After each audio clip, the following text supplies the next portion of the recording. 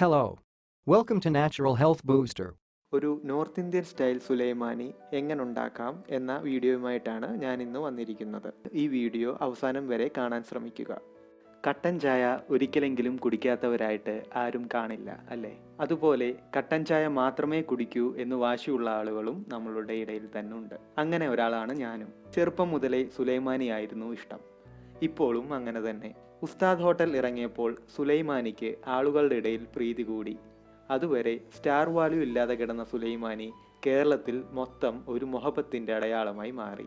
ഓരോ സുലൈമാനിയിലും ഒരിത്തിരി മൊഹബത്ത് വേണം എന്ന തിലകൻ ചേട്ടന്റെ ഡയലോഗ് ഒരിക്കലും മറക്കാൻ പറ്റാത്തതാണ്. അതുപോലെ തന്നെ ആ സീൻ തന്ന ആംബിയൻസും. അപ്പോൾ നമ്മൾക്ക് കാര്യത്തിലേക്ക് കടക്കാം.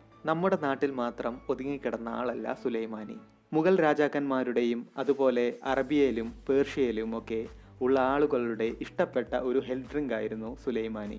പിറകോട്ട് നോക്കിക്കഴിഞ്ഞാൽ മലബാറിലും മുസ്ലിം കമ്മ്യൂണിറ്റിയുടെ ഇടയിലും അധികമായി ഈ ചായ യൂസ് ചെയ്യുന്നതായി നമ്മൾക്ക് മനസ്സിലാക്കാം.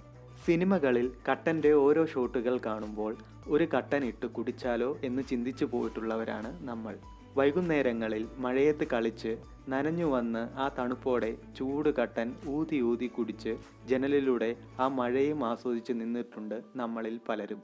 ഇന്ന് ഞാനിവിടെ പറയുന്നത് നോർത്ത് ഇന്ത്യൻ സ്പെഷ്യൽ വളരെ ഫേമസ് ആയ ഒരു അജ്മീർ സുലൈമാനി എങ്ങനെ ഉണ്ടാക്കാം. വളരെ പെട്ടെന്ന് ആർക്കും തയ്യാറാക്കാൻ പറ്റുന്ന റെസിപ്പിയാണ് അജ്മീർ സുലൈമാനി. ഇത് എങ്ങനെ തയ്യാറാക്കാം എന്ന് ഞാൻ വളരെ സിമ്പിളായിട്ട് പറയാം.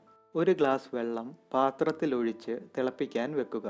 അതിൻ്റെ കൂടെ തന്നെ ഒരു ചെറിയ കഷ്ണം ചതച്ച ഇഞ്ചിയും കൈകൊണ്ടൊന്ന് തിരുമിയ പുതിനയുടെ 5-6 ഇലകളും ഇട്ട് നന്നായി തിളപ്പിക്കുക. തിളയ്ക്കുമ്പോൾ കടുപ്പത്തിനനുസരിച്ച് ചായപ്പൊടി ഇടുക. സാധാരണ ചായ ഉണ്ടാക്കുന്നതിലും ഒരു നുള്ള് കൂട്ടിയിടുക. എന്നിട്ട് തീ ഓഫ് ചെയ്യുക. 1 മിനിറ്റ് അടച്ചു വയ്ക്കുക. ഇനി ഒരു 1/2 ടീസ്പൂൺ ലെമൺ ജ്യൂസും കൂടി ഒഴിച്ചിട്ട് ആവശ്യത്തിന് ഷുഗറും ചേർത്താൽ നമ്മളുടെ അജ്മീർ സുലൈമാനി റെഡി. ഇതിൻ്റെ ഹെൽത്ത് ബെനിഫിറ്റ്സ് എന്തൊക്കെയെന്നാണെന്ന് നമുക്ക് നോക്കാം. ബിരിയാണി അതുപോലെ നോൺ വെജ് കഴിച്ച് വയറിന് അസ്വസ്ഥത തോന്നുകയാണെങ്കിൽ ഇതൊന്ന് ട്രൈ ചെയ്യുന്നത് നല്ലതായിരിക്കും. ഡൈജഷന് കാര്യമായിട്ടുള്ള രീതിയിൽ ഇത് ഹെൽപ്പ് ചെയ്യും.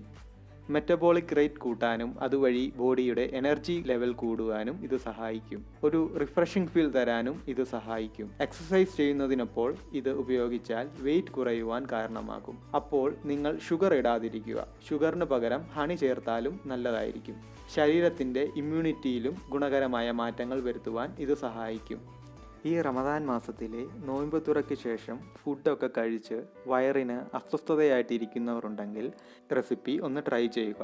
100% നിങ്ങളുടെ വയറിൻ്റെ അസ്വസ്ഥത മാറുകയും നിങ്ങളുടെ ക്ഷീണം മാറുകയും ചെയ്യുന്നതായിരിക്കും. ബാച്ചിലേഴ്സിനും ട്രൈ ചെയ്യാവുന്നതാണ്. ഈ വീഡിയോ നിങ്ങൾക്ക് പ്രയോജനകരമായി എന്ന് തോന്നിയാൽ ഈ ചാനൽ സബ്സ്ക്രൈബ് ചെയ്യുക.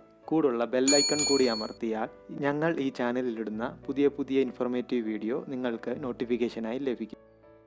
If you like this video, please subscribe this channel. Bye bye. See you soon with another informative video.